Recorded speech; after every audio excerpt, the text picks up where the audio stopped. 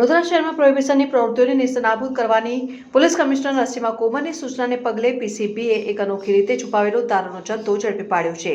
કિશનવાડી વિસ્તારમાં એક રહેણાંક મકાનમાં દરોડા પાડીને પોલીસે લાખો રૂપિયાનો વિદેશી દારૂ જપ્ત કર્યો છે। પીસીબીના જવાનોને બાતમી મળી હતી કે કિશનવાડી પુરાના મકાન પાસે આવેલી પરસોત્તમનગર સોસાયટીમાં રહેતો હિતેશ કુમાર જયસ્વાલ પોતાના ઘરમાં દારૂનું વેચાણ કરે છે। તપાસ દરમિયાન પોલીસ પણ ચોંકી ઉઠી હતી, કારણ કે આરોપીએ દારૂનો જથ્થો જગ્યાએ છુપાવેલો હતો। મકાનની અંદર આવેલી બ્યુટી પાર્લરની દુકાનમાં રૂમની છત ઉપર લગાવેલા પીઓપીના ખાંચામાં પોલીસ વારસિયા પોલીસ સ્ટેશન વિસ્તારમાં આવેલી આ જગ્યાએથી પોલીસે કુલ રૂપિયા 2,73,820નો મુદ્દામાલ કર્યો કબજે।